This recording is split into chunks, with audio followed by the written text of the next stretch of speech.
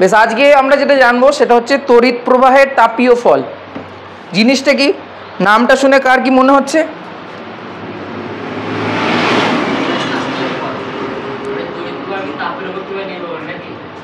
তাই মনে হচ্ছে? তোমার ভুল মনে হচ্ছে। আর কারোর কিছু?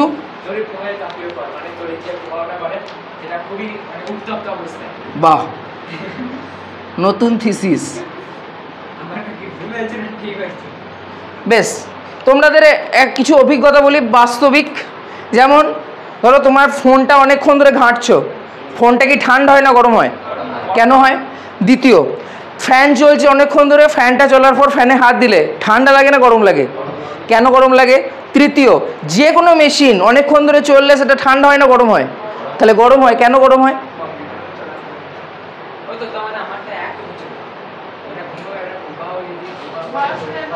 কি ঘর্ষণ হয়? কারেন্ট যাচ্ছে, কোনো ঘর্ষণ হচ্ছে?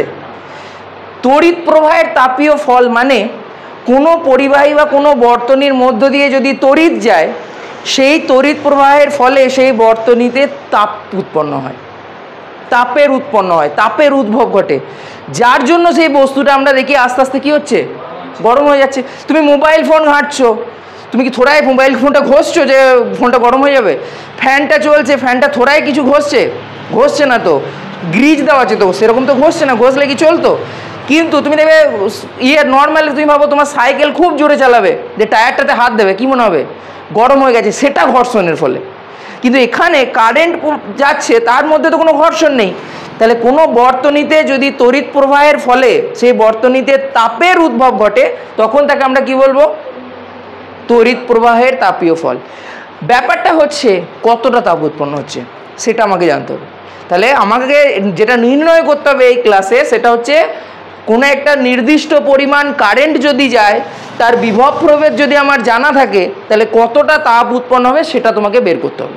কি করে বের করতে হবে না, আমরা দেখো মনে করো এটা একটা বর্তনী, বর্তনীর মধ্যে মনে করো আর রোধ আছে, কারেন্ট যাচ্ছে আই, আর বিভব প্রভেদ হচ্ছে ভি। মানে এটা এ প্রান্ত, এটা বি প্রান্ত, এই দুই প্রান্তের এটা ভি এ, এটা ভিবি, আর এই বিভব প্রভেদ হচ্ছে কত? ভি। আমরা দেখবে যখন একদম তড়িৎ প্রবাহ শুরু করেছিলাম তখন একটা ডেফিনেশন পড়েছিলাম, সেটা হচ্ছে কৃতকার্য। কোনো একটা কৃতকার্য মানে তড়িৎ প্রবাহের ক্ষেত্রে কৃতকার্যের ডেফিনেশন কি পড়েছিলাম না, পড়েছিলাম কোনো বিভব প্রভেদের এক বিন্দু থেকে অন্য বিন্দুতে কিউ আধান নিয়ে যেতে যেটা মানে কাজ করতে হয়, সেই কৃতকার্যের মান কত না ভি গণিত কিউ। মনে আছে কি কারোর? মনে আছে কি? এটা একদম প্রথমে দেখবে ছিল যে কোনো বিভব প্রভেদ, যদি কোনো বর্তনীর বিভব প্রভেদ মনে করো ভি, এবং সেখানে এক বিন্দু থেকে অন্য বিন্দুতে কিউ আধান নিয়ে যাচ্ছ, তাহলে সেই আধানটা নিয়ে যেতে কৃতকার্যের পরিমাণ কত না, কৃতকার্যের পরিমাণ হচ্ছে বিভব প্রভেদের সাথে কিউর কি গুণফল। অন্যদিকে আমরা আর একটা ইকুয়েশন পেয়েছিলাম, সেটা কি পেয়েছিলাম? আমরা পেয়েছিলাম দেখবে তড়িৎ আধানের সাথে তড়িৎ প্রবাহের একটা সম্পর্ক ছিল, মনে আছে কারুর? তড়িৎ প্রবাহ ইকুয়ালস টু ড্যাশ গণিত ড্যাশ বাই ড্যাশ, বা একটা ফর্মুলা থেকে পেয়েছিলাম কিউ, তড়িৎ আধান কিউ সমান আই গণিত টি। মনে আছে কি? বা আমরা এই ফর্মুলাটা পেয়েছিলাম, বা আই সমান কিউ বাই টি। কিউ হচ্ছে এখানে কি, এখানে কিউ হচ্ছে তড়িৎ আধান। তার মানে কি তড়িৎ প্রবাহ কাকে বলে সেটা ডেফিনেশন তোমরা ভালো করে দেখবে, দেখবে পড়ানো হয়েছিল যে তড়িৎ প্রবাহ বলতে বোঝায় একক সময়ে যে যত পরিমাণ আধান যাচ্ছে সেটাই হচ্ছে তড়িৎ প্রবাহ। মানে এখানে তড়িৎ আধানের সাথে পার কত সেকেন্ড, এই টিটা জেনারেলি সেকেন্ডে কাউন্ট করা হয়। তাহলে একক সময়ে যে পরিমাণ তড়িৎ আধান যাচ্ছে কোনো পরিবাহীর মধ্য দিয়ে, সেটাই হচ্ছে তার কি তড়িৎ প্রবাহ মাত্রা। এখানে আইটা কি তড়িৎ প্রবাহ মাত্রা, মানে কি কারেন্ট আমরা যেটাকে বলি। তাহলে তড়িৎ প্রবাহ মাত্রা সমান হচ্ছে যতটা আধান যাচ্ছে একক সময়, টি সময়। টিটা এটা 1 সেকেন্ড হতে পারে, 2 সেকেন্ড হতে পারে, 3 সেকেন্ড হতে পারে। তাহলে আমরা দুটো জিনিস পাচ্ছি, একটা ভালো করে লক্ষ্য করো, একটা হচ্ছে ডাব্লু সমান কিউ ভি গণিত কিউ, আর একটা ইকুয়েশন পাচ্ছি কিউ সমান আইটি। তাহলে এই ফর্মুলা থেকে আমি কি লিখতে পারি? ডাব্লু সমান ভি গণিত কিউর জায়গায় আমি এইটা পুট করতে পারি আই গণিত টি।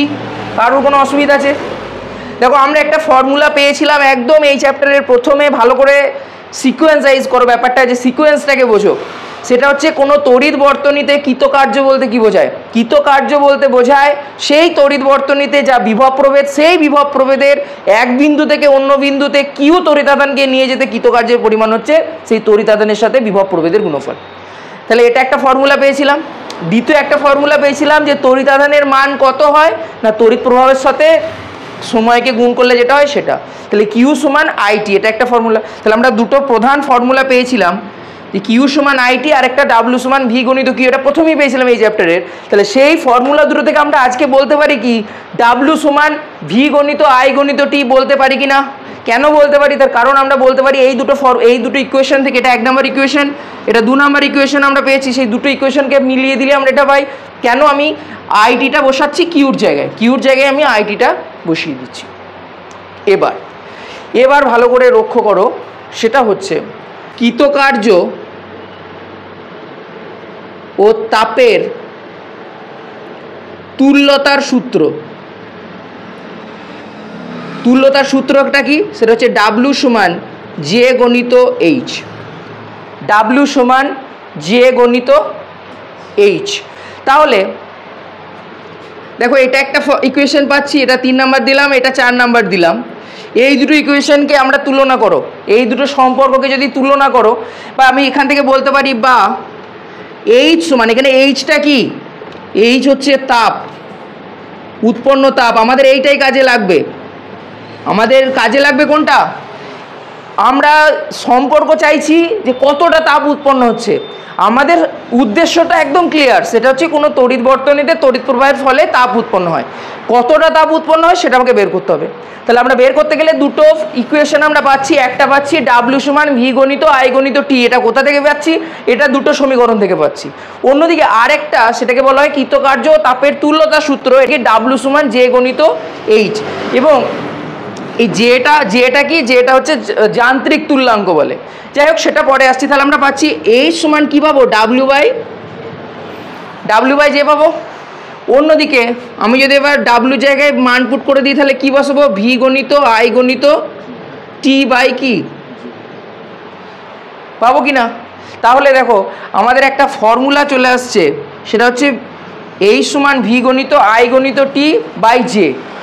এবার একটা মজার জিনিস ভালো করে লক্ষ্য করো, আমরা কিন্তু ভি সমান আই আর একটা ফর্মুলা পেয়েছিলাম। কার সূত্র? ওহমের সূত্র। আমরা ওহমের সূত্র থেকে কি পেয়েছি? ওহমের সূত্র থেকে আমরা পেয়েছি, ওহমের সূত্রানুসারে আমরা কি পেয়েছি? ভি সমান আই আর। মনে আছে? বিভব প্রভেদ মনে নাই? তাহলে একটু পড়াশুনো করতে হবে, তবে মনে থাকবে। ভি সমান তড়িৎ প্রবাহ মাত্রা ইন্টু রোধ, এই ইকুয়েশনটা পেয়েছি। তাহলে এই ইকুয়েশনটাকে যদি আমি কাজে লাগাই, ভি এর জায়গায় যদি আই আর পুট করি, তাহলে ফর্মুলাটা কি হতে পারে? বা আমরা বলতে পারি এইচ সমান, এখানে ভি এর জায়গায় আমি কাকে বসাবো? আই গণিত আর গণিত আই যেমন ছিল গণিত টি বাই জে। বা আমরা পাবি কি এইচ সমান I square R T by, এই ফর্মুলাটা থেকে তোমাদের এই অ্যান্সার তো না, এই ফর্মুলাটা কাজে লাগিয়ে তোমাকে অঙ্ক করতে হবে। তাহলে দেখো আমরা এখান থেকে তড়িৎ প্রবাহের তাপীয় ফল মানে কি, সেখানে কতটা তাপ উৎপন্ন হচ্ছে সেটা আমরা পেয়ে যাব। কারণ আমরা জানি সেখানে আমরা তড়িৎ প্রবাহের মান জানবো, কত অ্যাম্পিয়ার কারেন্ট যাচ্ছে, রোধ কত সেটাও জানবো, কত সময় ধরে যাচ্ছে সেটাও জানবো। প্রবলেম হচ্ছে জে কে নিয়ে, যে যার মানটা আমরা জানি না, যার মানটা আমি বলে দিচ্ছি। সিজিএস পদ্ধতিতে জে এর মান হচ্ছে 4.2। তাহলে ফর্মুলাটা কি হয়ে যাবে? এইচ সমান I square R T by 4.2। এটা কোন পদ্ধতিতে? সিজিএস পদ্ধতিতে। আর এসআই পদ্ধতিতে জে এর মান হচ্ছে 1। তাহলে ফর্মুলাটা কি হয়ে যাবে? এইচ সমান আই স্কোয়ার আর টি। ব্যাস। তাহলে দেখো দুটো পদ্ধতিতে আমাদের অঙ্ক কিন্তু দিতে পারে। তাহলে ব্যাপারটা হচ্ছে আমাদের এই ক্লাসটার মুখ্য উদ্দেশ্যটা কী ছিল? মুখ্য উদ্দেশ্য ছিল যে কোনো একটা বর্তনীতে তড়িৎ প্রবাহের ফলে কতটা তাপ উৎপন্ন হচ্ছে সেটা জানা। তাহলে আমরা দুটো ফর্মুলা পেয়েছিলাম, একটা হচ্ছে ডাব্লিউ সমান ভি কিউ, মানে কিউ ইন্টু ভি বা ভি ইন্টু কিউ, অন্যদিকে পেয়েছিলাম কিউ সমান আইটি। এই দুটো ফর্মুলাকে কাজে লাগিয়ে আমরা পেলাম ডাব্লিউ সমান ভি গণিত আই গণিত টি। অন্যদিকে কৃতকার্য ও তাপের তুল্যতা সূত্রানুসারে আমরা কি পেয়েছি? ডাব্লিউ সমান জে গণিত এইচ।